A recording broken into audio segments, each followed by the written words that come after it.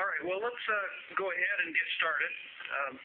I'm Robert Zeal with the Lake States Fire Science Consortium. We're a group established by the Joint Fire Science Program to foster the exchange of information, build partnerships among researchers and practitioners in the areas of fire science here in the Lake States. There are people with us today who have joined us in the past, others that will be joining us for the first time, so we'll make a brief introduction about ourselves. For those of you that are new to this kind of learning opportunity, we would encourage you to mute your phone if you can, so that there's no extra noise in the background as people are making their presentation. And that if you do have an occasion to ask a question or need to raise an issue, you can unmute and talk to us, and then mute again when you are finished. So I'll go ahead and get started. Again, welcome.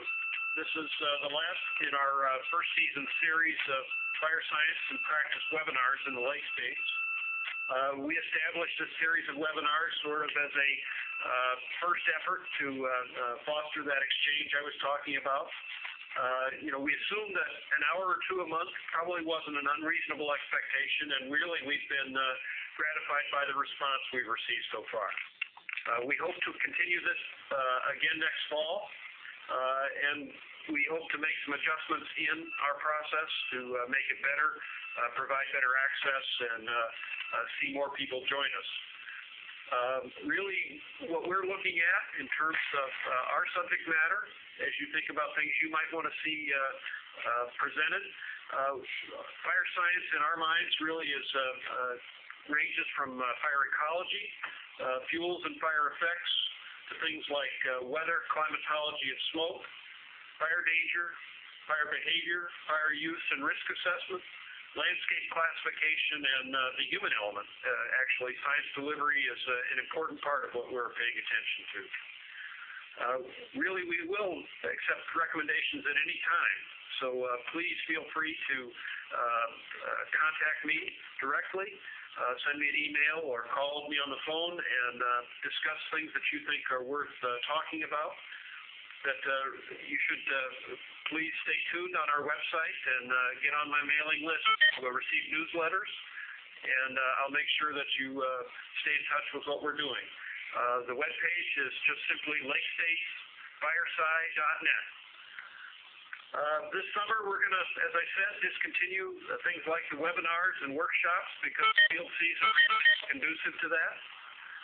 We'll be working on several things, including establishing some demonstration sites that people can use around the Lake States, and we'll be working on some science briefs and reports associated with these workshops, webinars, and other ongoing research to distribute for folks around the Lake States this summer. We're planning our first advisory board meeting of practitioners next Friday, and we hope to use them as links to the organizations and agencies that we think are interested in the subject area. And, we hope that you pay attention and stay in touch. Let us know what you think and make recommendations for how we can make the consortium better. So with that, I'm going to go ahead and I think that's enough news, so we'll start with an introduction to our webinar and its panelists. Today, the subject matter is an overview of the monitoring trends in burn severity project, and also a discussion about the field-based burn severity assessments.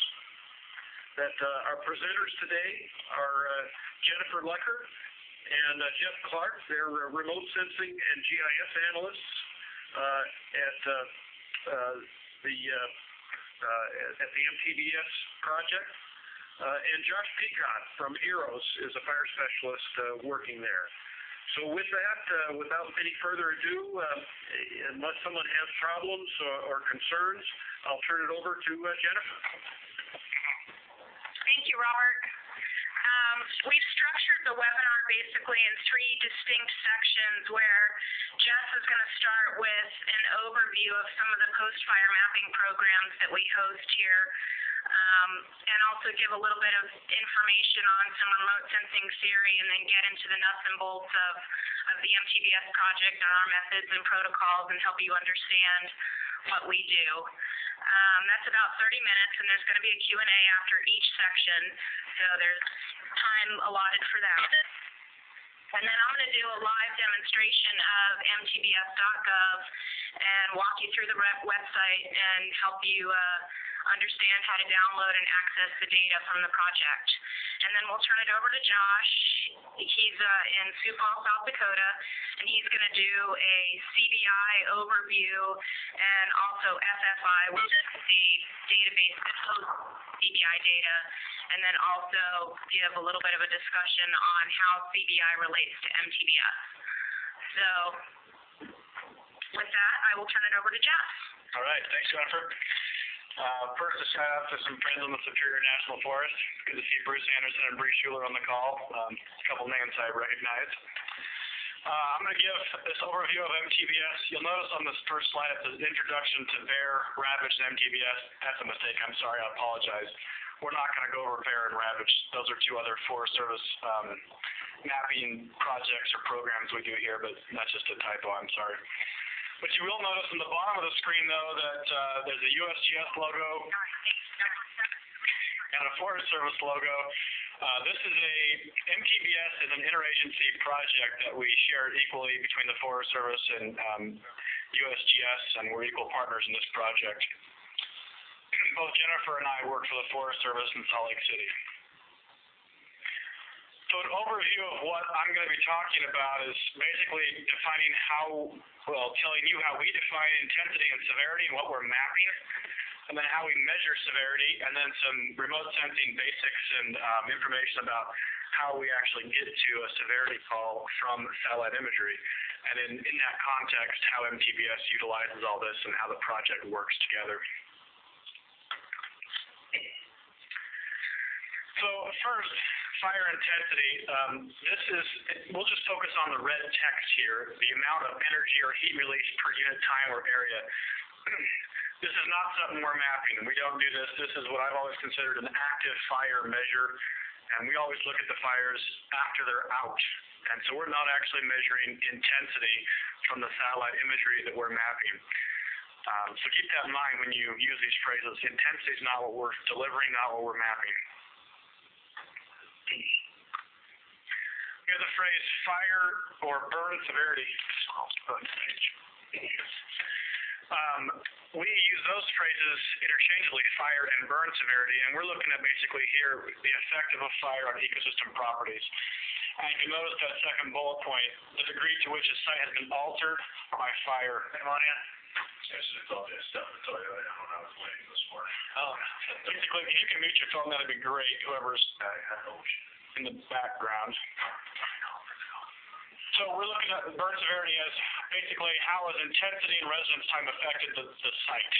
What's going to happen? What's happening long-term at this site because of this fire? And that's how we're defining fire or burn severity here, which is different than what air teams define severity as. They use this phrase called soil burn severity. That's what they're looking at, is fire-induced changes in soil properties. They're interested in things like water repellency and long-term soil productivity and what's going to happen in terms of hydrologic functions at the site. And I think that's, to me, best shown in pictures here. The one on the left is an active fire intensity above ground, what's going on during the fire. And on the right side, burn severity or fire severity is what's happening above the surface of the ground to the site because of this fire. And then, of course, at the ground level and below, soil burn severity, how the fire affected the site. Michelle, do you have a question? I got a note from Michelle asking a question. You have anything for me? Okay, I'll move on.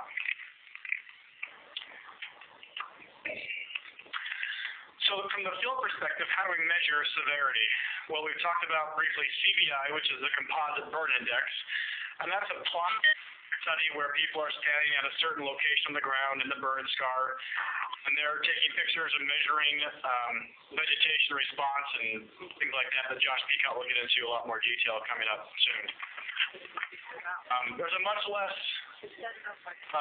robust way to do this, and that's simply walking through and observing the burn scar and saying, yeah, this is high, and that's moderate, and that's low, and here's an unburned spot. Nothing really that scientific about it. But it's a way that a lot of people will actually measure severity, just a quick overview of the fire. And as I mentioned, a bear team will frequently do something like this, where they'll do water repellency tests and measure how long it takes the water drop to infiltrate into the soil and percolate down. And the theory there being that if it takes a long time, it's a fairly water repellent soil. It's been cooked pretty good in the fire, and therefore the next rainstorm will wash everything away off the surface of the soil instead of ingesting it into the soil surface, the soil stratum. Well, that's the field perspective. From the satellite perspective, we do a little differently, of course, because we have to. We use imagery like the example you see on your left here, and we relate that to a map you see on your right here, the severity map. So somehow we're working some voodoo magic in between these two pictures here to get to a severity call. We're both trying to get the same thing, whether it's a field perspective or the satellite perspective. The objective is the same. It's just how we get to it is a little different, and in some cases more efficient. And the next thing we're trying to do is how do we go from satellite pixels in this imagery, to something we can actually do on the ground, whether it's making treatments and making plans to take care of the land after the fire or something like that. So to go through that, I've got some remote sensing basics to go over real quick. We won't spend much time on this, but basically we'll help you gain an understanding as to how we can make that big jump from those pretty red pixels on the left to someone on the ground saying, yes, this is high severity. So I'll give you a quick high school physics lesson about remote sensing in general. Remote sensing basically is a simple phrase in the sense that it's a way you're interpreting and collecting information about something that you're not directly touching or on or something. It could be your own eyeballs, for example. You could have a camera strapped to an airplane taking pictures of something, that's remote sensing. Or it could be a satellite sensor up in space collecting imagery. Lots of different ways to remotely sense, I should say. Well, the thing that we're all doing when we do remote sensing, whether it's your own eyeballs or a sensor in space, is we're observing the amount of electromagnetic energy being reflected by objects on the Earth. And that energy goes along this whole stretch of possible wavelengths. It's not, we of course see such a very small portion, the visible portion, but there's data out there in regions where we do not see with our own eyes. Be very short or very long. The great thing about using this in remote sensing for natural resources is everything on the Earth has its own little unique response, its own unique reflectance signature to a sensor, whether it be your eyes or a satellite. For example, conifer trees look different than an asphalt road, which looks different than a water body. And because they're different, that allows us to distinguish these things in imagery and use that in a more automated and robust fashion than just hand mapping things, for example. So as I mentioned, everything has their own little signature or response in the imagery. The reason trees look green is because they reflect the strongest in the green, the visible portion. That's what you see. That's what gets reflected back from the object. So trees look green. But we know that the sun sends out this full spectrum of energy, and it covers all possible wavelengths here. But you've got to figure that, yeah, we saw the tree, that we see that it's green, but maybe it looks in certain other wavelengths it responds even stronger than what we see with our own visible part. And that is so very true.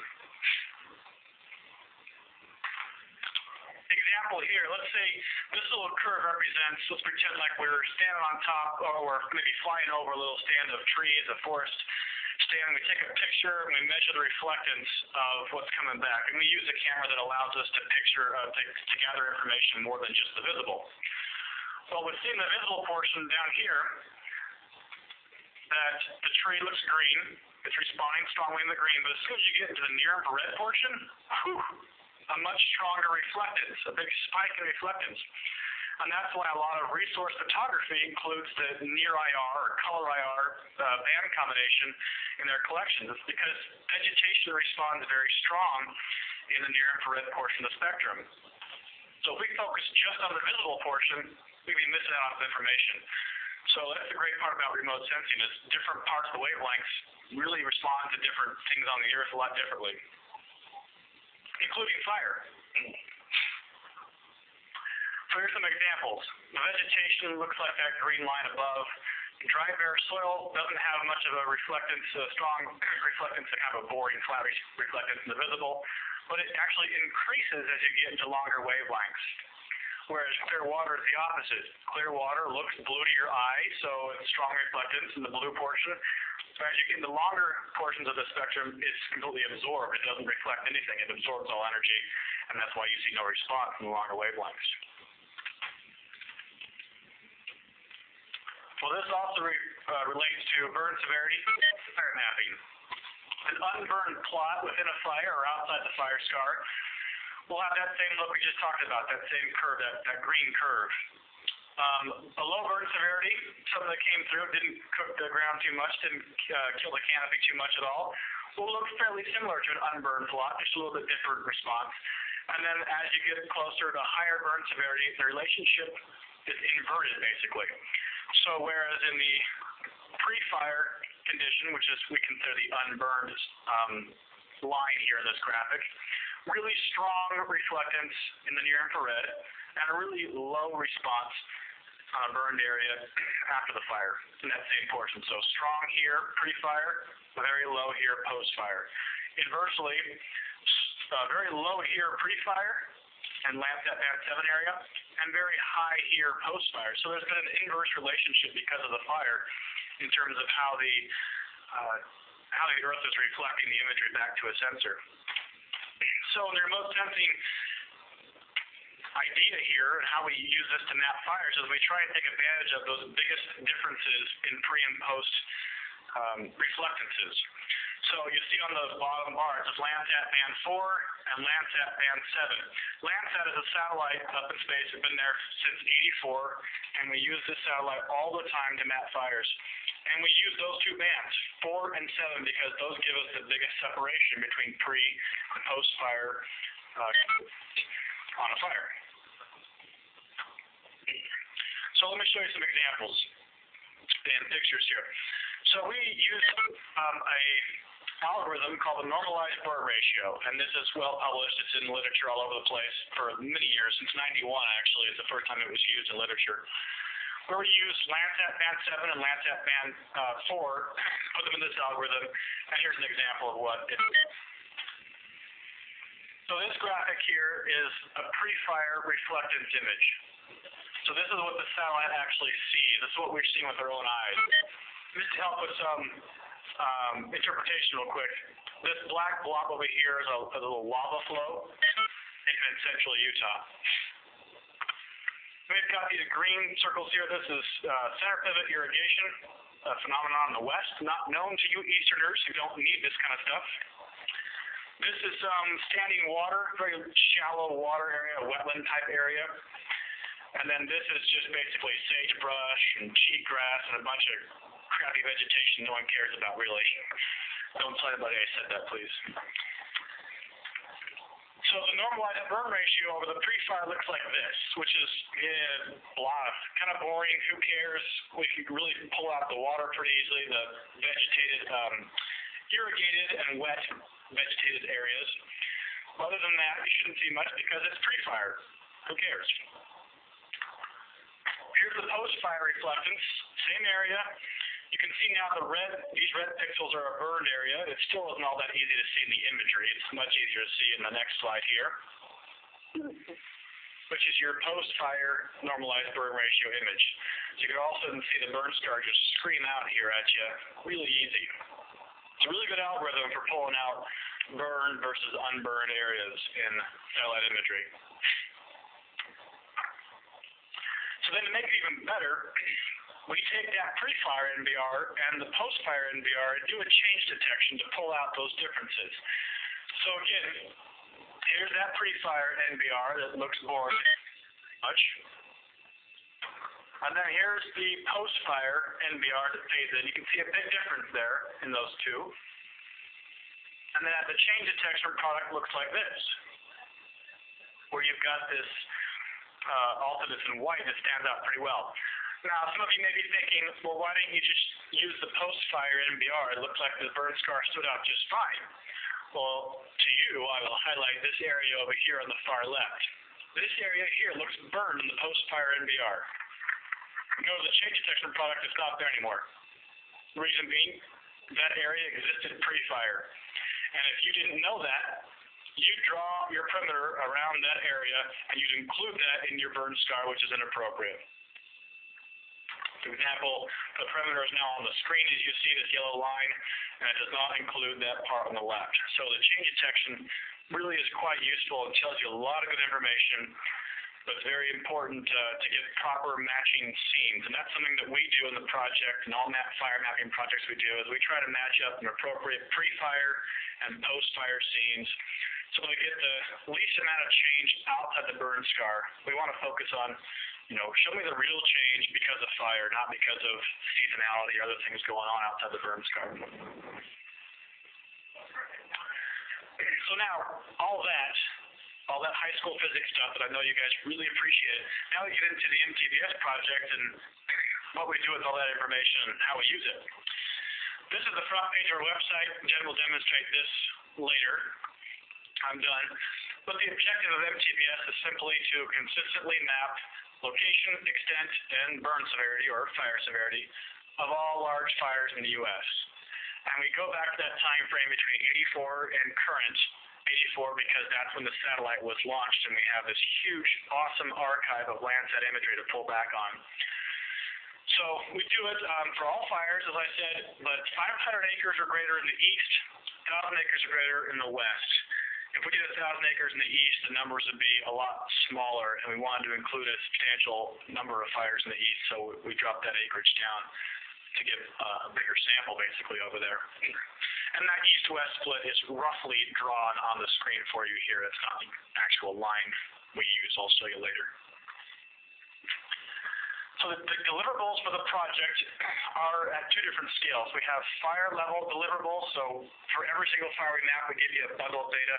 And we also have national or regional scale deliverables, which are on the next slide you'll see in a second. We give you the imagery subsets, pre and post fire Landsat imagery, so you can look at them yourself and do your own fun interpretations. We give you the burn scar boundary that we actually draw, delineate the burn scar boundary. We give you the index, the severity indices that we create, which you see in the bottom left, the grayscale image. And then we give you the thematic version of that, so with the classified version that says, here's your 4 classes of unburned, low, moderate, and high. And then, of course, FGDC compliant metadata to make everybody happy. So for composite fire data sets, which is the national and regional scale data sets, we deliver one big giant shapefile with every fire perimeter that we've ever created in the project. We give you a fire occurrence database that's a point shapefile. Actually, it's a table, a spatially enabled table of the centroid of every fire perimeter that we've mapped in the project. And we also, with regional scale, we take every single classified severity layer that we make and we bundle them up by zone and by year. So that saves a lot of effort on your end, having to download each individual fire mosaic of yourself.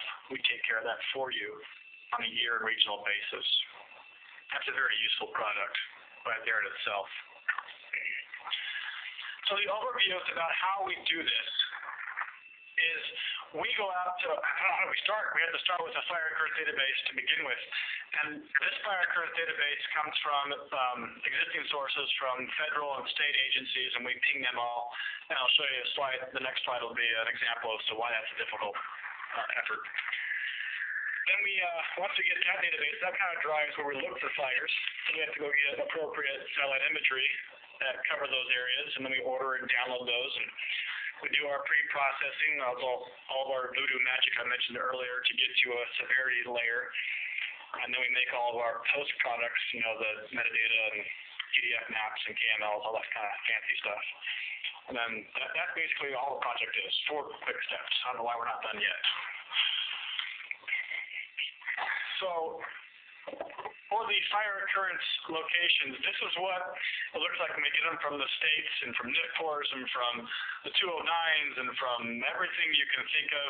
We actually have called every state in the country and tried to get a hold of the best contact we could find and said, give us the best fire occurrence database history you've got back to 84. And you can see some of that's problematic. For example, we've got fires in Lake Huron as reported by Michigan. So that's kind of a fun thing. I point that out because you guys are all Great Lakes people. But don't be alarmed. People in North Carolina are reporting fires off the coast of North Carolina as well. I don't think those are oil rig fires. I don't think they're houseboat fires. I think they're just misreported locations. So that's one of the things we started with. You'll also notice that in Nebraska and Kansas, all the fires look like they burned along straight lines. Well, the problem is both of those states at the state level reported database locations by the county level. So those are centroids of counties. Obviously, in Nebraska, those counties are enormous, and their dot in the centroid of the county does not give us much information as to where the fire actually occurred. And that's something that's difficult to deal with as well. But this is what we start with. We start with this layer. It says, here's your fires. Go look for them. Go find them in the imagery, and that's what we do. So we choose satellite images based on a certain mapping protocol that we're trying to follow.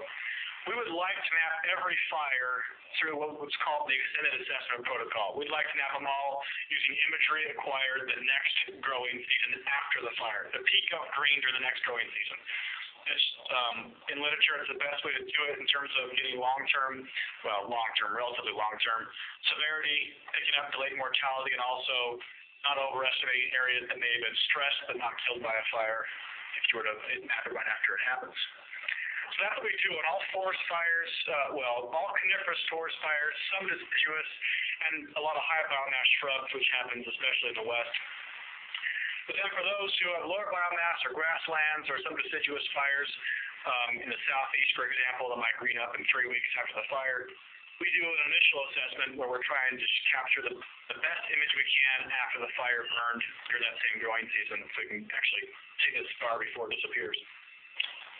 And that's how we're doing that. Then we find a pre-fire to match the seasonality of the post-fire images that we choose. Now for the bear support we do here at this office, and some of you have been involved in that, we're always using the initial assessment approach here. We're always trying to get imagery as soon as the fire is contained and get that stuff out to you as fast as possible. But for MTBS, it's a different need. So, as I mentioned earlier, we want to provide good, consistent perimeters for these fires. We do not use the incident perimeter per se as our perimeter. We use that if it's available to start with, and then we actually will edit it to match what we can see in the reflectance imagery. I mean, this is a very consistent product nationwide, a really excellent record of the extent of fires across the country from 84 to current. I mean, it's a really sweet data set, this perimeter layer here. And then we get into this part, which is the thematic classification of each fire. This actually is made by each analyst in the project, and there's a number of analysts that are involved in this project, both at USGS Aeros and here at the Forest Service at Salt Lake, Remote Sensing Application Center. And analysts will map this themselves. They'll actually apply thresholds subjectively as they're doing this. They're applying these thresholds themselves. So there's some effort we take in calibration between analysts and between centers, try to make sure we're all on the same page. As you can imagine, we're 15,000 fires into the project. There's going to be differences in how certain people map fires and differences among that in that aspect. So this is not a perfect data set by any stretch, but it is the best and the most comprehensive nationwide so far. But there are things you can do to improve the thresholding. you can take that DMBR layer, that change layer, for example, and you can make your own thresholds if you have more information. Josh Peacock will get into examples of, or talk about how you can use field data to tighten up these classifications if you don't like the ones that come from MTBS Direct. A whole lot of different things. You can bend this up arithmetically if you wanted, using Jake's natural breaks if you wanted to do that, for example. But we decided to do it fire by fire. Analysts will map that fire and apply thresholds. So where are we in terms of production? We have done a lot. I said 15,000 fires. I meant 12,000. Sorry. Where did the number come from? I don't even know. So we've mapped a lot of fires, as you see here. A big chunk in West Virginia and Kentucky. There's a lot of people that like fires down there, for real. I'm not making that part up. Lots of fires down there. I suspect there's more fires in the Northeast than are showing here. We've just barely finished historical Northeast fires, so not all those are showing on this screen, for example, but we have now, we've done a lot of fires in the Northeast as well. But, I mean, as you see, there's a lot more fires in terms of the meet our threshold, size threshold in the West, and that's just, I mean, that's the way it happens. You guys have a lot of fires in the East that tend to be a little bit smaller. So, here's the situation. And then in Alaska, we mapped that as well. We mapped 1,000 fires just about in Alaska over those 20 years, and those guys are just giant beasts out there that no one even knows are burning. Okay, last thing for me, on MTBS, there are certain things that we can control in this process. You know, the image selections, the Landsat image pairing between pre and post and time of year that we actually grab imagery. We can control that, we can improve that, we can make improvements to the process. There is human error, as I mentioned, in the mapping process, and that's some things that we look for and try to account for and try to fix when that comes up. And there are thresholding issues that might come as well. But we can go back and check on those things, and we do. Things that we can't really easily control are things that happen in real life that the imagery or the algorithm are not ideally suited for dealing with, like very shallow water tables or very high water tables, I guess, that the fire burns through and water appears for a few weeks, or a low-lying wetland area really screws up the NBR and the DMBR and makes it really hard to map a fire. It's very common in the Southeast, and even in parts of Minnesota, we've noticed that's happened a lot as well. There's some of those issues. Clouds and haze and imagery timing. Landsat comes overhead every 16 days, and if there's clouds every 16 days, then we're kind of screwed for a while over that fire. So there are real image issues we have to deal with and trying to find clear imagery to map the fires with. And then also, as I mentioned, the poorly reported fire occurrence database from the actual states or federal agencies. That we do a lot of time hunting for fires that might not exist or that in the wrong spots. I mean, that's something that's hard to deal with. As I mentioned, as we go through this and we find fires that we made mistakes on, or people bring that to our attention, they look at fires that they've downloaded and said, well, actually, you missed part of the burn scar, your perimeter excluded it. You know, we fix these things, we do revisions to our fires like any good project will. We'll revise things and fix them and put them back on the web for distribution. And we actually do note them as revisions and let people know that, hey, we've changed certain fires, come get the updated version. So that's the brief overview of your reminder of physics and an overview of MTBS. If you have any questions, please unmute your phone and let us know, and I'll try to answer them. And when I'm done, Jen will take over and give her demonstration of the website. Are there any questions regarding this stuff? This is Tom Cecilia over in Reston. Just a quick question that we have here is, are there any plans to go back before 1984 using the MSS data of Landsat? Yes, that is on the table. Phase 1 of MTBS, which is what we were initially paid to do, you know, from the Wildland Fire Leadership Council, WIFLC, was to do 84 and Occurrence using Landsat TM or ETM, Landsat 5 or 7. I've considered a follow-on addition to this project using Landsat MSS data back to 72. And that is certainly something we're considering. We haven't moved forward with this yet, that process yet.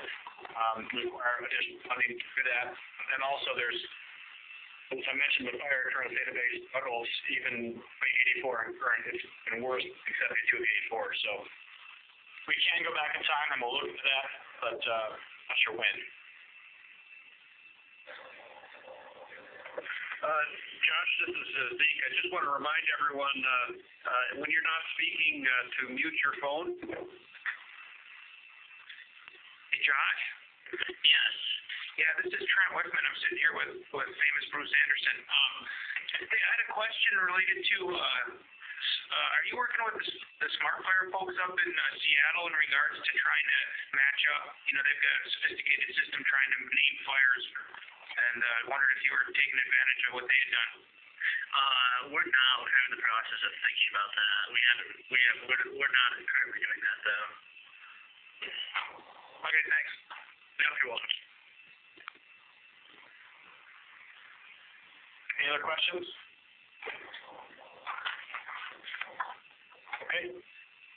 Well, Jennifer, I'll take the presenter and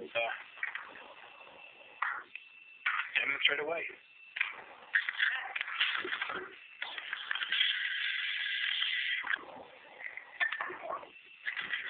So I'm going to do a live demonstration of MTBS.gov, which is the website that hosts all of the project information and data access.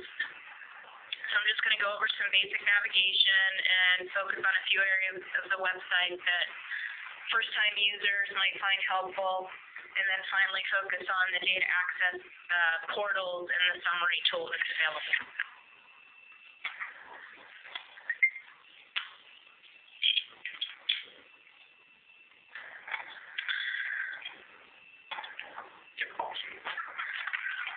So this is the home page for the project. And one of the things to note is on the left margin there you have this list of menu items. And this menu list is static, and so it's ever present wherever you are on the website. Kind of nice to be able to have it there and not have to do a bunch of backing out and things like that. The home page just gives a brief overview of the project, goals and objectives. So that's kind of helpful. Also at the bottom, you'll see that there's a link to the What's New page, or that's also in the left menu here. And going to the What's New page, sometimes when you come here, is helpful because you'll see the latest and greatest of the events that's going on in the project. We'll give you the date of the last release and a little bit of language here on the zones that we're releasing and maybe the fire years. Also, just this week, we're announcing a training that's coming up in May for MTBS and the other post-fire mapping projects. So it's useful to check that out when you come here. On the Documents and References page, if you're wanting to learn a little bit more about NBR and DNBR and how we use that as a severity index, this scientific references list is really, really helpful. There's just a wealth of information on journal articles and conference proceedings, so just a ton of reading material here. And also by discipline, where we have some listed, on hydrological effects and fuel treatment effectiveness, and also the landscape scale. So that's really helpful if you're wanting to learn more about how we do what we do. On the methods page, just went over that a little bit, but if you want some more in-depth reading, it's all documented here, how we compile our fire history database, scene selection, processing, how we go about creating our thresholds, parameters, and all kinds of information. So that's a good review if you want to learn more. Particularly helpful, I think, is the product descriptions page. And this gives you a good itemized list of not only the individual fire level geospatial data sets that we distribute, but also the national geospatial data set. And this is a good time to introduce sort of this tab and accordion format that we've integrated into the website. So you have different tabs at the top by topic, and then these accordions that pop open. So for the pre-fire image, just as an example, it gives you, just a graphic here, a little text on what it is. But most useful, I think, is file name. Because when you download data from us, this is what you're going to see. And you're going to be like, what the heck is all of that? Here's me, I'm never coming back here again. So if you look at the file name, you'll notice it's the fire ID _pre_rebel. That is your pre-fire image, which is right here.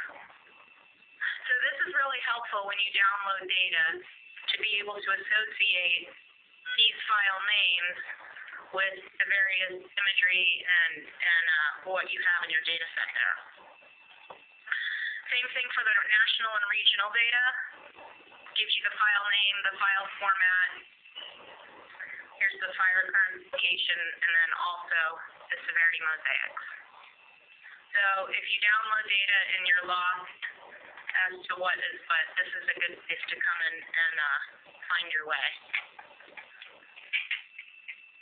On the mapping status and schedule, here's our current mapping status of what's available on the website.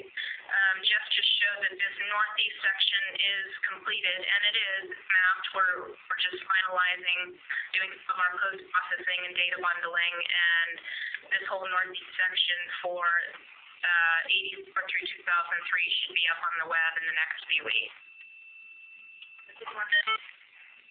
And down below here is our historical fire mapping schedule, which is generally going to become obsolete here in the next few weeks with this next data push, because we'll have all of the 1984 through 2003 fires complete.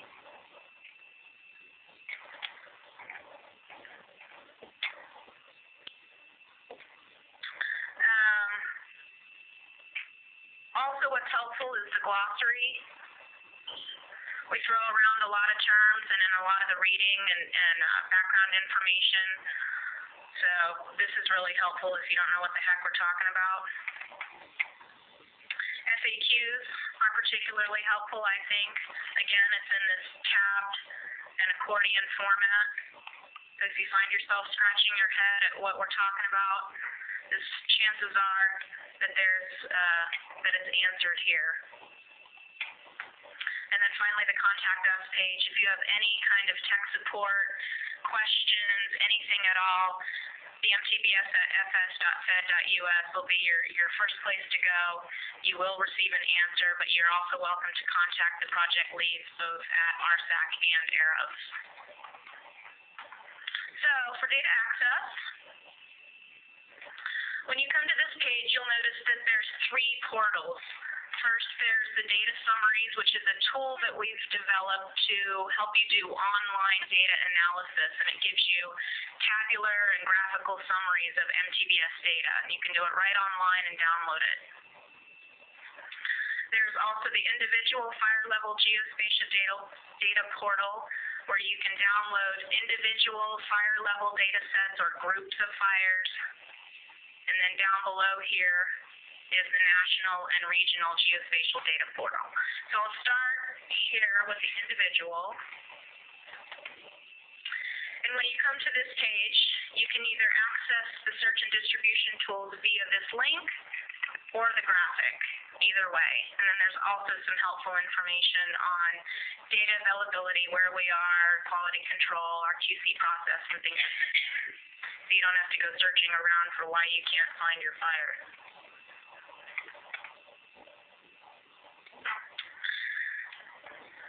So this is a 2-step process, basically. You have your query builder here, and then down here you'll have your query results. When you first open this, it'll default to the query builder, and you'll notice that there's 8 different criteria here that you can create, use a selection, basically, to define your search. And these tabs here are really helpful. So on the temporal tab, you can choose either fire occurrence date and use the calendar by selecting a date range, or you can just select all years, 1984 through 2008.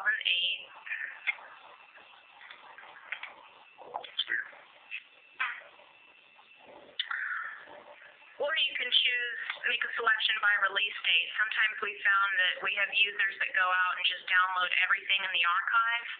And so rather than having to hunt and peck for new data that we've released, we've given them this drop-down menu where you can go back and just download the latest release or any past releases.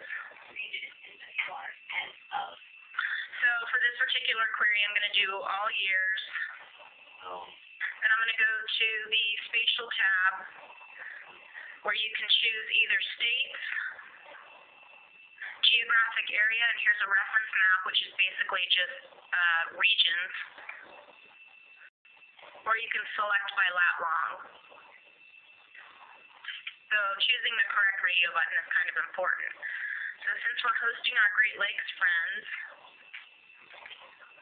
I'm going to choose Michigan and add this to the selected states dialog. I'm going to go to Minnesota, and I'm also going to grab Wisconsin. Go Badgers. If you're looking for a particular fire, you can go to the name and choose that name. The default is on all, or you can choose these pre-selected alphabetic sections or numeric. It is a smart search, so if you're not sure exactly what the name of your fire is, or you're not sure what we have it named as, say it's Big something, Big River, Big Mama, whatever, it'll give you the fire names that have BIG in them, in this entire list here, and then you add them to your selected fires. But I'm not going to do that. Admin ownership is just land ownership. Say you just want all Forest Service fires, add that. Size, there's a couple of different choices here where you can choose either a very specific acreage, you can do greater than or less than, or you can also do a range with a min and max that you enter. Fire type is a new criteria that we've implemented in the last few months where you can select out either wildfire, wildland fire use, or prescribed fire. And also if you hover on these terms, it'll give you the definition. So if you want just say RX, for example, you have to deselect all and then deselect just to have only RX selected. And it's important to note here that in the original source data that we receive, if particular fires are listed as wildfire or RX, then we'll go ahead and push that information through and list them that way in our database as well. But a lot of times that information is not available, or somebody simply just hasn't filled it in, their GIS person there just hasn't filled it in. So we default all of those fires when it's not reported in the source data as wildfire. So that's kind of important to remember. You can also define your search by assessment type using either initial or extended or both. Define it both, and also data version, where if you just want the original or the revised data sets. And again, if you hover on these terms, it'll give you the definitions. So if I scroll down here, it'll give me kind of a summary of what I've got selected out. So I'm going to look at all fires 1984 through 2008 for these three states, all fire types, assessments, and what do you call that? Versions. And I'm going to submit it. So in the results window, I get 300 fires. So these columns are, say you're looking for a particular fire in your search, these columns can be sorted, and they can also be moved, and they can also be sized. So for each one of these fires, you can download a fire map PDF, which I've got one downloaded here. And this is a pre-made map that we do where you have your post-fire image, your burn severity image. It has a small locator map here a lat long and some of the mapping parameters like your pre-fire image date, your post-fire image date, but then it also summarizes your severity classes by acres. So that's kind of helpful. So what was that? Also, you can download the Google Earth file, which I have that already open here for the 2007 Ham Lake fire.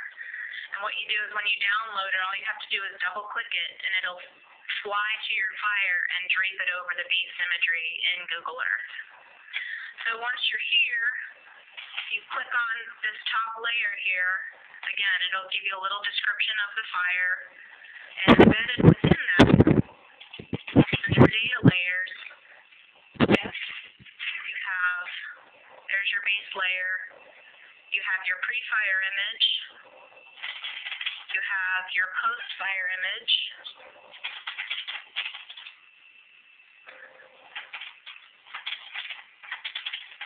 You have your burn severity image. And also your perimeter, which is hard to see because it's outlined in black. And I will notice that we are switching into And I'm using the slider bar here to adjust the transparency so that you can see base image underneath, but it's not working. But anyway, that little slider bar is your transparency. So that's helpful. You can also turn off the legend and the logos if those are annoying you. You can also download, for each of these fires, you can download the geospatial data set, or the GIS data. And so when you download it and unzip it, this is the list of files that you'll get. And Jess reviewed those already, so. And again, if you're lost and you don't know what these mean, go to that product's description page, and that'll give you some help on exactly what those are. Say you have 300 fires here and you want to download all of the PDFs rather than having to do them individually, you just click on the radio button above your desired product and then click download all, and it'll download all 300 of those PDFs. Same thing, KMZs, and then also the GIS data. And here's a little summary of our revision codes that we use. So if you download an original fire, you go back, we've yanked that, and now there's a revised fire data set. This will tell you why we pulled it and revised it. So that's sometimes helpful. 2050 could be more, but So that's the individual fire data sets. I like to know that. Under national and regional, here are those data sets that Jess reviewed. Here's your burned area boundaries. So this is just an ESRI polygon shapefile of every fire that we've mapped in the project thus far. Your fire occurrence data set, which is just the centroid of those polygons, but they do give some nice attribute data, like assessment type and the scenes that were used and the thresholds. So you can use that to help maybe distinguish some of the fires that you do want to download, and then also your regional burn severity mosaics. There's a little reference map to help guide you on what you want to download, and again, you just go by zone, and then your desired year, and you can download a tar shape file, or a tar ball. Is there still any better? So for the data summary tool, Okay, well, I will use this message back. this is where you can go in and do the online tabular and graphical summaries of all of the data that we have currently available. I don't know why I keep doing that. Sorry. So this is an easy 4-step process. It's these little accordions here are your different steps. So in step 1, we just want to define our time period. You have a few options here where you can choose a single year, or a range of years, or all years. So, again, for our Great Lakes friends, and because we don't have the historic data yet available online, I'm going to do 2004 through 2008, which is currently what's available. And now we want to choose our area and our summary tables that we want to produce. And here you have a couple of choices. Again, you can go by state or you can go by GAC. I'm going to go by state. Hi, Dan, how are you? Good. I thought you were still out of the office today, so I've been trying to call the guys to see if I could do it. And now we want to choose our summary tables. The burn severity is just your default selection. You can also define these or do the analysis by life form, which is basically our vegetation layer, and also ownership. So I'm going to do all three. So I'm going to review my query. So now I have my three tables listed here, the severity, life form, and ownership, the years, and my tree states. And now I'm going to display my results. So it defaults to this tabular view on just the default burn severity. Again, if you want to see, say, just high severity, you can sort these. I want to move my acres over here because that's how I like it. You can adjust the columns. And you can download this information as well. So if you click on this download button, you'll be able to download a CSV. Same thing for life form, this middle tab here. I want to see, say, only the barren or sparsely vegetated areas, so you can sort these. Same thing with ownership. All the IA land now. So that's kind of helpful. So all of these, any of the three are downloadable. And that's the tabular view.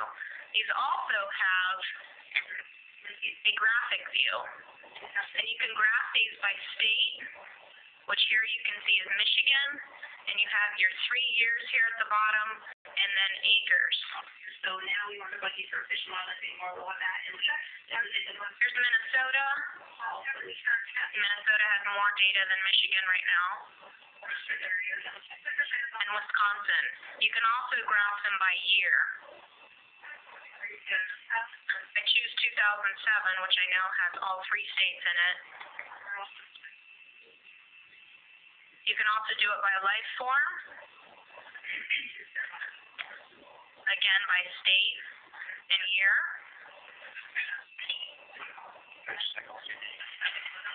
And the vegetation layer, the life form layer here, is based on the National Land Cover Data Set, which is downloadable, and there is information on our methods page on that if you're interested in how we're stratifying this data. And what's kind of cool here is that you can hover on any of these particular severities, and it'll give you the state and the acreage. If you click on it, it'll graph it. And it'll tell you in this table here the specific life form by acreage. You can pop out these pie pieces. You can click on particular life form, and that will just put out as well. You can hover on these pie pieces, and it'll give you the acreage by that life form. So it's kind of a cool tool. These are sizable.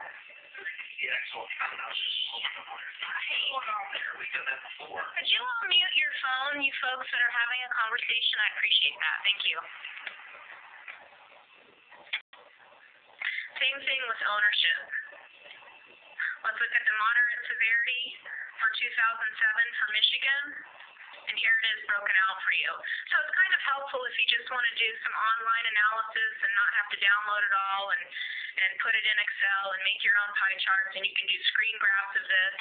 You can also hover on these legend items, and it'll give you the definitions of what we think high severity is.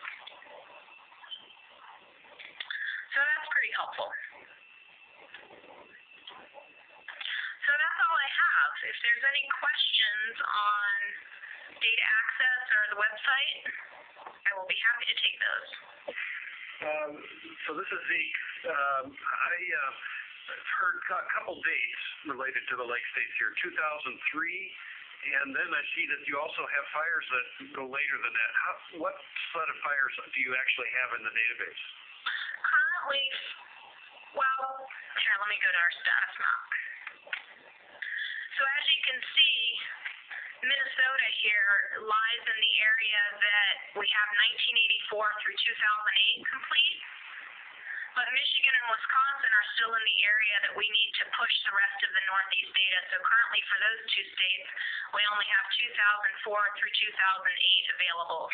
But this Northeast section is completed, and we'll be pushing that data to the web probably within the next few weeks. So all of this will be green. So we'll have 1984 through 2008 completed for all of CONUS and Alaska and Hawaii.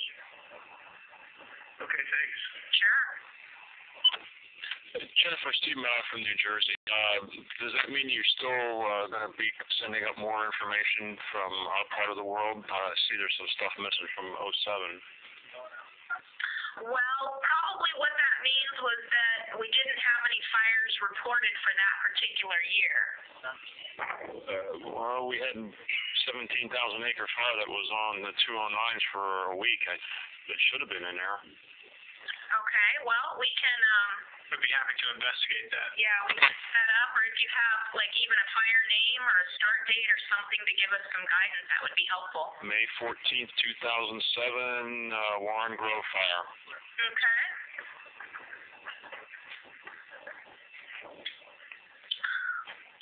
And that was in Jersey, you said? Correct.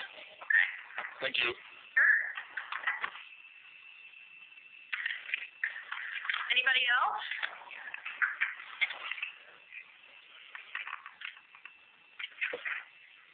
Okay.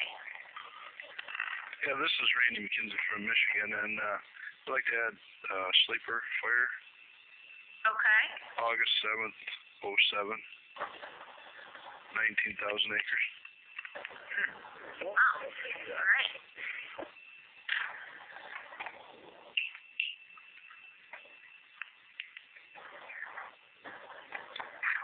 So this is Michelle Richards, and we have lots of small fires. Do you want us to send you information about the, 100-acre fire type things?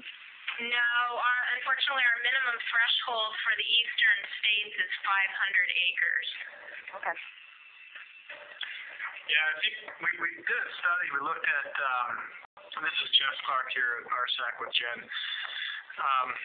With the threshold of 500 acres in the east and 1,000 acres in the west, we can get 95% of the burned acreage in the country with 5% of the actually reported fires. And so lowering that threshold to something smaller than 500 increases the number of fires exponentially, but doesn't increase the acreage that much in terms of overall big picture. And since we map every single fire individually, it would significantly increase the workload for us.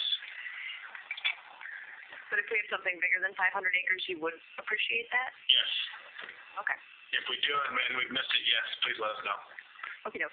And you can use the email address on the contact us page. You're welcome to, for any fire information that you want to report to us that maybe we've missed that fit our criteria, go ahead and send it to us, and we'll be glad to investigate it and see if we can get it mapped. Very good. Yeah, this is Randy from Michigan. Again, I did correct my query, and the Sleeper Fire is in there, so Awesome. apologize. Go MTBS. Yeah, you did a good job. Sweet. Okay, well, I'm going to share my desktop with Josh now and make him the presenter. And he's going to talk about CBI. Thanks, Jen.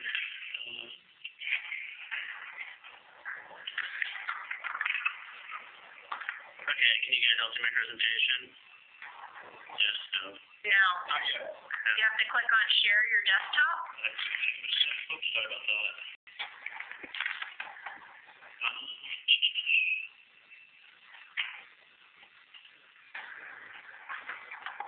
Okay, how about now? Yep. Okay, great, thanks. So my presentation today is going to kind of cover three main points. The first point is going to just discuss how to actually monitor on-the-ground burn severity using the composite burn index. The second part will discuss how to actually get your data in FFI. It'll just be a brief overview because it is a little more complicated than how I'm showing it. And there will be a brief overview of how to monitor how to actually threshold the imagery with your CBI data. Okay. So just to give you a brief overview today, I'm going to give an explanation of what I'm talking about when I talk about burn severity. I think Jess did a really good job of explaining it, but I just want to just give you a brief overview. As I mentioned before, the second part, I'll actually talk about the composite burn index by explaining kind of a field-based measurement, kind of a virtual explanation. And this virtual explanation, it won't be as perfect, of course, as a field demonstration, but it'll at least get you on the right path and give you some more information. Then I'll talk about MTBS idea with an MFI, and finally I'll talk about how to actually validate MTBS data. So when I talk about burn severity today, I'm describing the actual amount of damage to the surface substrate and vegetation resulting from fire. So as you can see from the image on the screen, fires burn in mosaic pattern where you get some areas of really high severity, moderate severity, and low severity. And so the patterns of burn severity result from complex interactions between fire, fuels, weather, and topography. And so varying levels of burn severity appear on the landscape. To understand how fire affects vegetation, it's important to understand the kind of first order fire effects of burn severity. So you're going to, at some point, you'll get a fire, and the overstory and understory will be affected in some ways. So what you'll see if you're looking at the graph with years of growing season on the x-axis and then long-term severity on the y-axis, kind of basically growth response on the y-axis, you'll see that immediately post-fire, vegetation decreases really sharply for both understory and overstory plants. So a severe fire may actually result in a large decrease in the overstory, which takes a long time to respond, versus the understory, which will respond very quickly. And as you can see, this little red box, you can see it will resprout or possibly rebound to a higher level of vegetation immediately after fire. And this is because the overstory has been decreased, which allows more light to the forest floor, and the vegetation can grow, herbaceous group of vegetation can grow quickly and respond in that way. You can catch that here in the second part. You can see that at one point it just increases past what it was initially. And overall, what you're seeing when you're talking about burn severity is an aggregate of over an area, different strata and components. And so when you're monitoring burn severity, you're monitoring it at the overall aggregate of everything. Okay. So time since fire has a large effect on plant presence and density over time. And initially is shown by this top left image.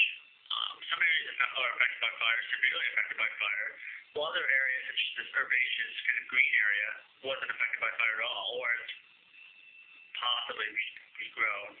But the point is that you can see different fire effects on the landscape. As compared with this lower left image, high severity fires, there's no green left on the land. Over time, when we're talking about less than 1 month, up to 6 months a year, we're talking about initial assessment. As time progresses, 12 months pass, you'll see that the herbaceous layers come back, so a lot of green on the ground. This is the top right-hand image. You'll see that some of the trees are green now, some are not. And if you look at the lower image, which would be a much higher severity image, you're seeing that, some of the herbaceous layers responded, but many of these plants may be colonizers or they may be resprouting, and then none of the trees are coming back yet. And so this would be an extended assessment showing that there has been a severe alteration in the vegetation to the vegetation community. So when you think about the composite index, it's kind of nice to think about it in forensic ecology. This composite burn index was developed by Kingman in 1996, and basically it's the person performing the composite burn index analysis is attempting to examine the degree of impact to the substrate, soil, litter, and duff, and the vegetated strata, including the herbacea, the mid-story, and the canopy trees. This information kind of gives a clue about how the fire burned and what actually occurred and how much damage has actually been done to the environment and what vegetation changes, if any, may have occurred. So the overall objective of performing the CBI ground estimation is to actually validate the association between ground severity and remotely sensing index and to calibrate burn severity imagery such as DMER for levels of burn severity. And so for the next few slides, I'll go to CBI in greater detail, and I'll kind of provide a virtual estimation of our CBI plot. So when examining a 30-diameter composite burn index plot, it's possible to measure the effects of ground of the effects of burn severity in detail. So you can see that in this area, the ground layer has responded quickly, and some of the trees were either not affected or they've sloughed off some of their burn needles or scorch needles. This fire scores on the tree, which is the overall area, it's kind of low severity fire. It came to the area and everything's kind of come back. If you look at this in another way, if you look at it with an aerial photograph, it's 0.3 to 1 meter resolution. What you'll see is that you can see that some of the trees are green. Maybe you'll see that the herbaceous layer is coming back a little bit, but you can see that the resolution is much different. You can't see as much detail. And finally, if you look at a DMBR image, where each pixel size is 30 meters, and by this 30-meter pixel size corresponds to the CBI plot size, you can see that the severity is aggregated per pixel. So all these severity responses you've seen from the plot level to the air level, there's basically summarized by one DMBR value, so they're aggregated. Okay. So to try to explain the CBI form, I'm basically just going to give you a basic, the assessments of the CBI surface burn severity are all numeric. So they range from 0 to 3. These numbers are continuous. So, for example, you give a fire rating of 1.1, 2.2, so on and so forth. 0 indicates that there's no effect due to fire, and 3 would be severe burn. So basically, the area is totally black and everything is dead, and there may or may not be any vegetation coming back. If you look at the CBI form, there are 4 to 5 different rating factors of this form, including substrates, herbs, low shrubs, tall shrubs and trees, intermediate trees, and big trees. Each of these substrates have 4 to 5 ratings factors, and you're basically going to rate each of these by their severity class, so between 0 and 3. Excuse me. These 5 strata were developed by adapting Ryan and Knotts in 1985 and others ways of rating burn severity, and also incorporating the actual traits that Landsat can detect, such as portions of green, charred, scorched, or brown.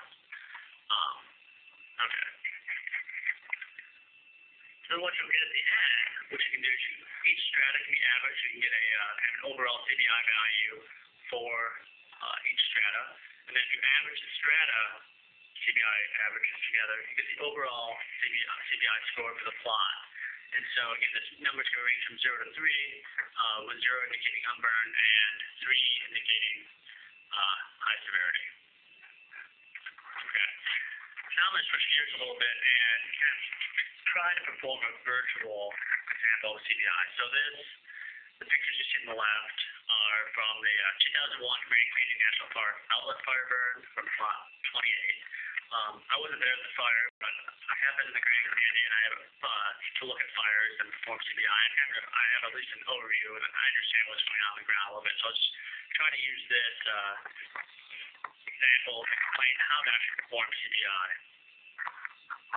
So if you look at on the right hand, you'll see that the substrates are rated, and you'll see that again, the scores, again, are continuous, ranging from 0 to 3. And you can see that all the scores for the substrates are relatively high. They're ranging from 2.3 to 2.7. I generally consider anything above 2.25 to be a high severity value, so these are all within that range. And I also want to point out right here, too, that the heavy fuels was not rated. And what that means is it's not getting a value because it's just not there. If you look at the plot, there probably wasn't a there wasn't a heavy fuel there present, and so it's being left out. And this is important because when you average these values together, you just want to leave this out. It's not going to get a number. You can see that these values again are high because basically most of the soil and dust has been removed, and the medium fuels have been removed. So if you average these together, the average value is about 2.6. So again, this is a high severity value. It kind of goes right in line with what you can see on the graph. You can see there's just not all the brown on the ground is mostly fallen needles. Everything underneath this needle layer was probably removed. When you look at the herb shrub layer, in this case, again, the person rating this form really wasn't sure what what percentage of the foliage results they looked at blank, and that's totally legitimate. If you don't have an idea of how to rate a factor, they should just leave it blank. The percent living and resprouting, however, was given by about 2.0. So basically, the person doing this rating thought that about 50% of vegetation was damaged, and actually, if you look at it, and that about 50% of vegetation will resprout. The colonized values is a moderate value, and so what you can see is that this person thinks that there'd be a moderate amount of colonizers coming in. And so the colonizers is sometimes difficult to rate. You have to be familiar with the area, especially if you're doing an initial assessment, to kind of have an estimation of what's actually going to come in. Overall, because there's a large amount of colonizers coming in, there's some resprouting, the species composition got a relatively high value of 2.7. So the average these together, again, it's a high value. It's kind of on the lower end of about 2.3. Oops. I don't know why that came up. Okay, that's weird. Anyway, sorry for the mistake on the screen. I'm not sure why it's doing that. But anyway, you may not be able to see it, but it says tall shrubs and trees and saplings. And if you look at it, the foliage altered, you get relatively high amounts. They're almost completely damaged. There's no green left. So again, very, very high values. However, all the tall shrubs and trees, mine is about 5 to 20% are going to resprout. At least that's what the person doing the CBI analysis thought. So we got a relatively low value of 1.0. However, the species composition, because basically, if the resprouting tall shrubs and trees aren't going to be in the same size class as they were previously within 2 to 3 years, that means that there's been a large change in species composition. And so, in this case, there's a moderate change in species composition. So overall, the average value is about 2.2. So again, a high moderate estimation of variance severity. Now, if you look at the actual overstory strata, so we're looking at the trees now. If you look at intermediate trees, so these are going to be trees that are not part of the canopy. Generally, I consider them to be pole-sized trees. You can see that most of the green is gone. If you just look at the photo, there's most of it, like 80-90% is gone. So we get a high value of before. However, there wasn't much torching, only about 5-10% torching. And you can look up in the canopy and see that most of the needles are there. They may be brown, but they're still there. So again, relatively low value. And the percent brown and canopy mortality are moderate values. And canopy mortality in this case is defined by how much of the canopy, what percentage is actually damaged. The chart height is the actual chart height in the stem. So if you look at the stem, you need to look on both sides and average the height across the entire plot. And what you'll see is it's a relatively moderate value of about 1.9. Excuse me. Which would be about 2.7 meters high. So it's, about almost 9 feet high across the plot. The overall average is about 1.9, which is, again, a moderate value. And that kind of makes sense, because if we look at the values, they would average out to be a little bit lower than what we've seen previously. Generally, the substrates are going to be affected the most by a fire, and on the tree canopy will be affected a little bit less once it gets really hot. So the big trees in upper canopy, you can see that most of the green is gone, so we've got a relatively high value of 2.3. There was no torching in the black. There's no torching in the canopy, so that's why I got a relatively low value of 0. And overall, the scorching was relatively severe. So I should say moderate, and so the canopy mortality and the scorching got about value of 2.0. And in this case, the big trees had scorch values a little bit higher, up to about 5.5 meters. And so their values were about 2.4. Overall, you can see the average is a little bit less, again, because these values are moderated by the torching. And so the average is about 1.7. So if you look at the averages here, so as I mentioned, you get these overall values for the understory and the overstory. You can see the in-story value was moderately high, actually high, with a value of about 2.4. Overstory was more moderate, 0.8. And if you look overall, if you average the two together, the overall CBI value was about 2.1. So again, the CBI value was calculated by doing the average of averages. And so the CBI value is representative of the entire plot for all strata across that plot. Okay. So now we've kind of performed a virtual CBI plot. I just want to talk a little bit about site selection and how to actually determine where to put your plots. So if you have an aerial photograph or DBR, MBR image right after the fire, you can bring that up in ArcGIS or ERDAS, whatever program you're using to look at it, and see if you can see where there are fairly consistent areas of burn. And so if you look at this aerial image, you'll see that there's some fairly high severity issues, a few moderate areas, and then some low severity areas right next to the fire scar. So if you put out plots, you basically want to try to put equal numbers in each different severity class. And you want to look for areas that have burned relatively homogeneous. So you can see a lot of these X's in some high severity areas that have burned homogeneously, in some moderate areas that are fairly homogeneous, and then some either low or unburned areas are homogeneous.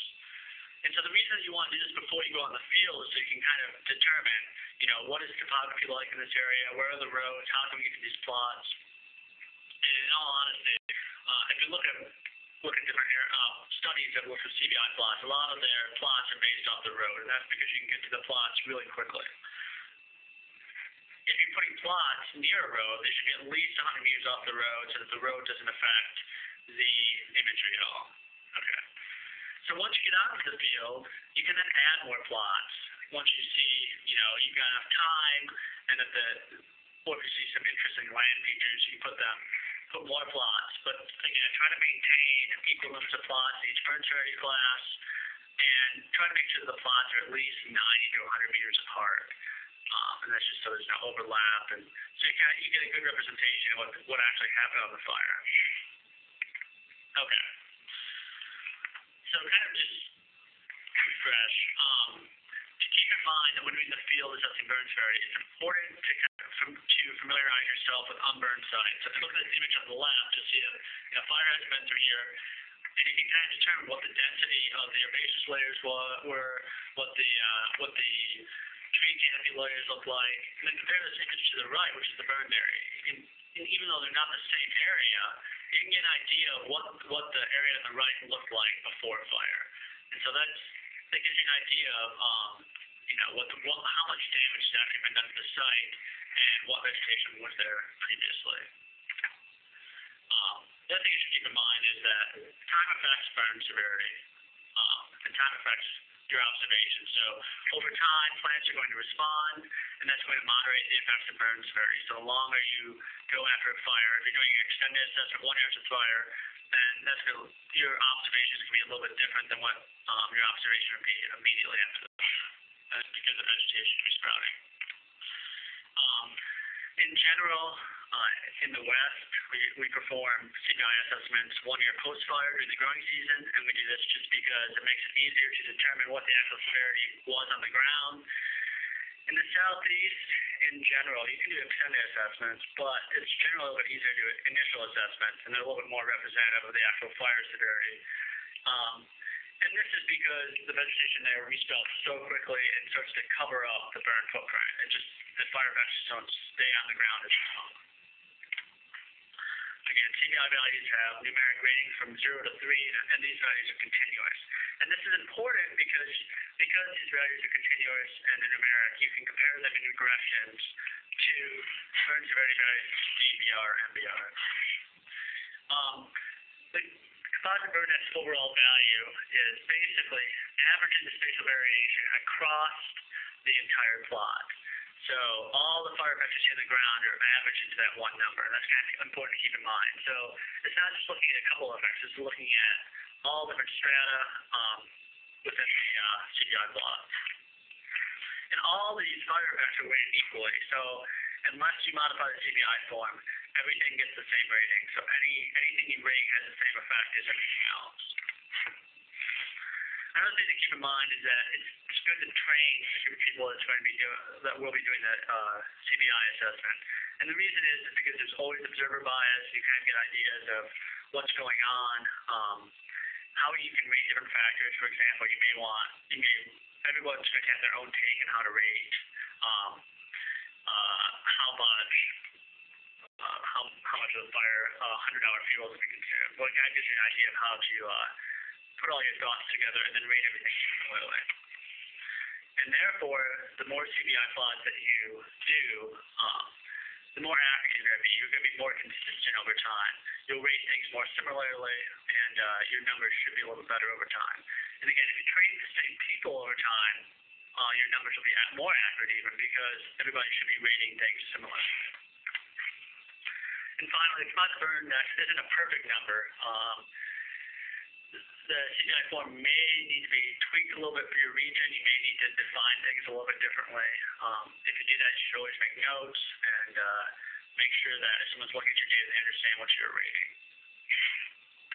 Okay. So this is the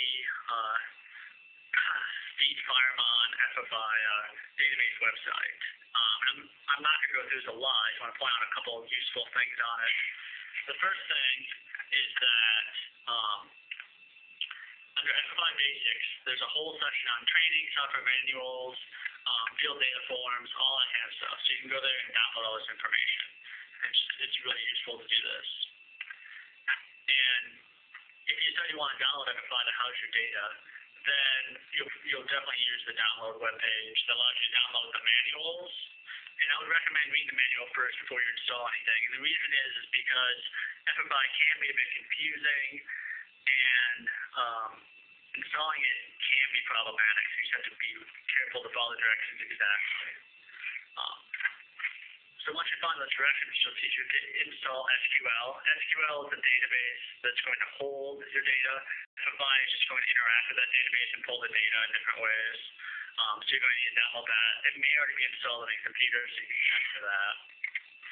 Then you're going to install FFI and use the FFI install package to do that. And this FFI, what it's going to do is it's going to interact with SQL, so you can enter data into SQL, and then query that data once you have it in. Okay. So I'm looking at a little bit of time, so I'm going to really briefly go through an FFI demo. So let me pick that up.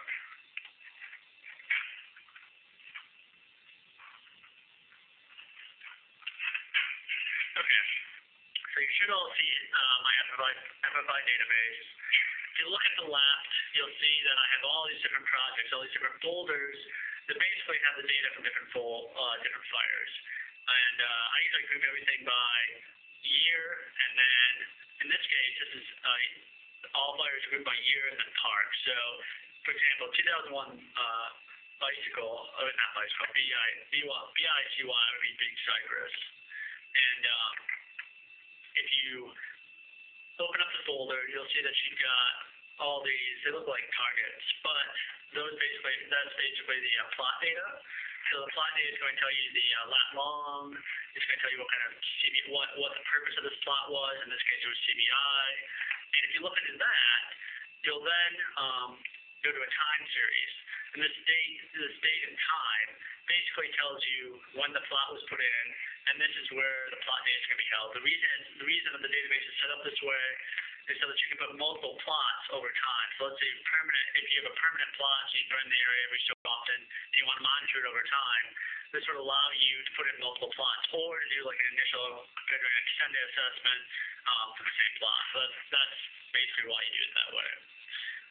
CBI data is then, well, one thing I want to point out is you can add and remove protocols right here, under add and remove protocols, and I've added the CBI protocol. There's a bunch of other protocols that the National Park Service uses. You can use those too, but the one we're into today is CBI.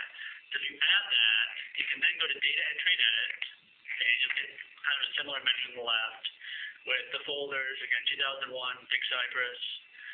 If you look at Big Cypress number 2, you have to open up, you highlight the actual date that you were there, your actual time series, and then the database opens. It's just like a CBI form.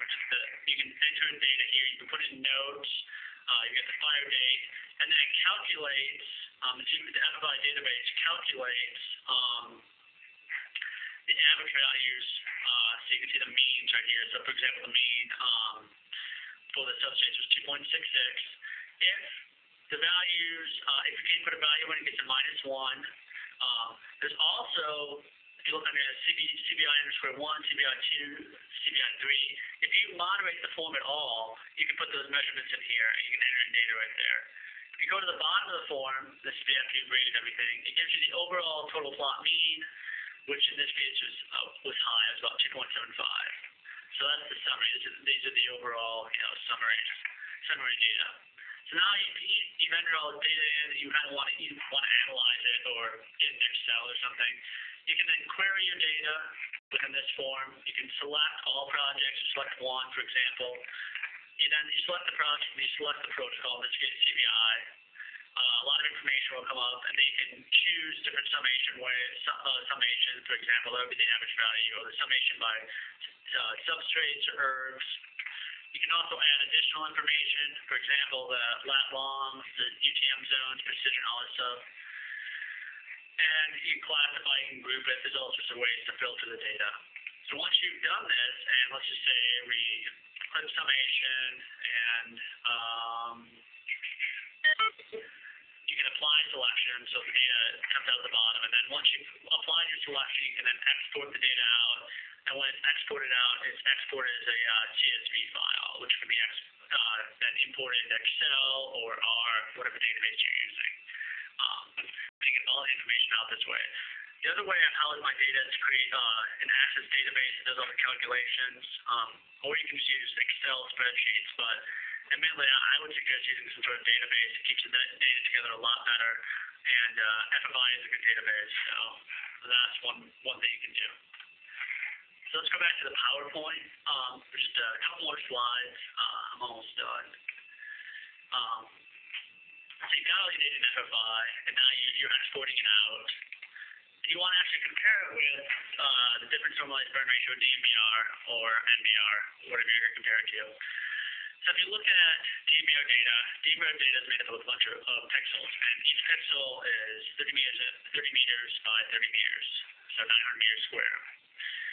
If you look at if you bring in an FFI, if you bring in a CBI plot and place it geographically where it is located over a DMBR image, what you'll see is, again, they're the same size, well, not quite the same size, but they have the same diameter, 30 meters. If you overlay that on DMBR imagery in this case, you'll see that the plot encompasses pixels of different burn severity values. You've got low, little unburned, and moderate high.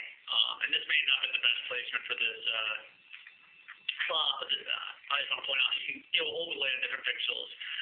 And so to get an overall DMBR value for this pixel, you want to average all these pixels together. So the value for each of these pixels to get an overall DMBR average. You can do that several ways. You can do four-corner average. You could just do a center plot, or you could do a weighted average, which would be doing a weighted between the four corners plus the center, a centroid, and doing the average for that. And so you're just trying to get overall DBR value or severity value for the plot. So once you've done that for all of your data, you can then basically graph your data and perform regressions. So if you look at this graph with the constants on the x-axis and difference normalized burn ratio on the y-axis, what you'll see of this data is that you have your data plotted here. You can plot a regression.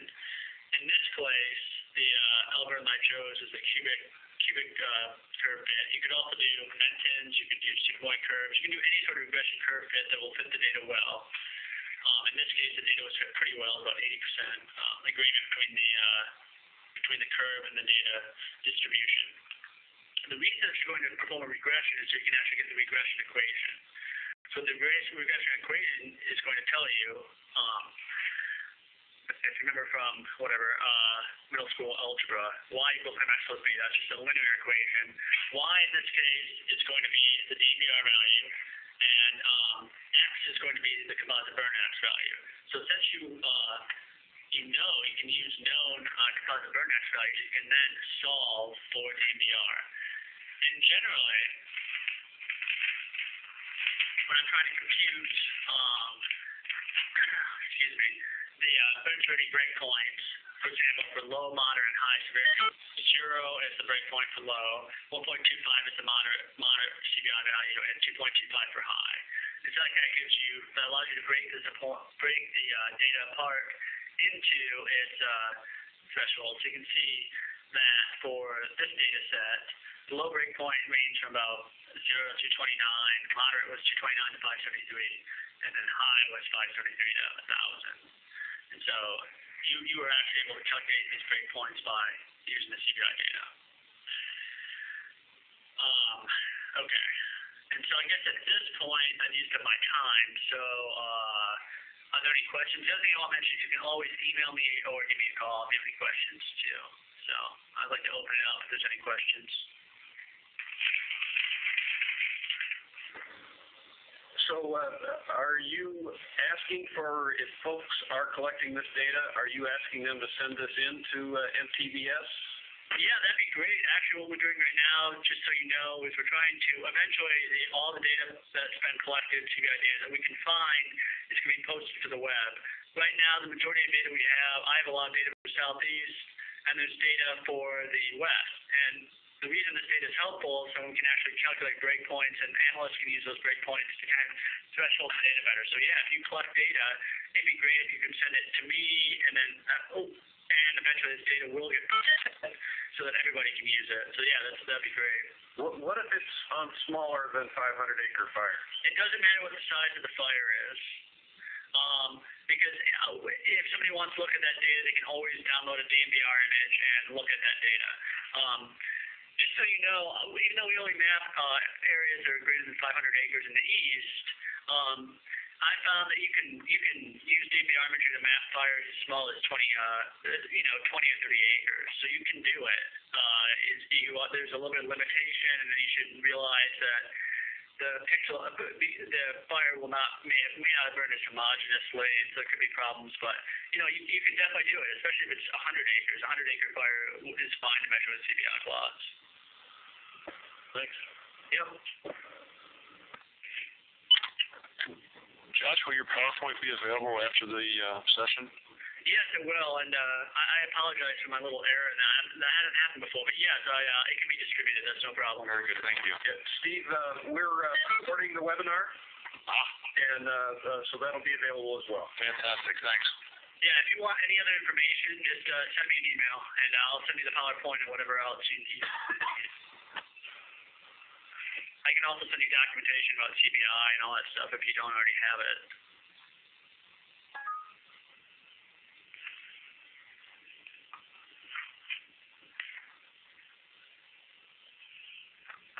Any other questions?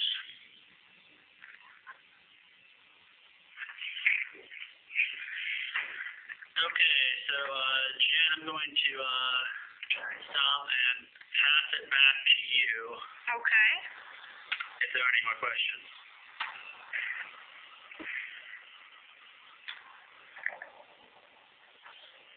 Well, I think that's all we have, Robert. Yes, and I guess unless someone speaks up here in the next couple of minutes, I would like to thank the three of you for taking your time to share this information with our group. That I'm sure we'll have a lot of questions over time, folks thinking about how they can implement this. I will also be posting some information and communicating with the folks here. And as I mentioned, we did record the session, and we will be posting that to our Brains website so that folks can download it, look at it again, or share it with others. Great, thank you. Sounds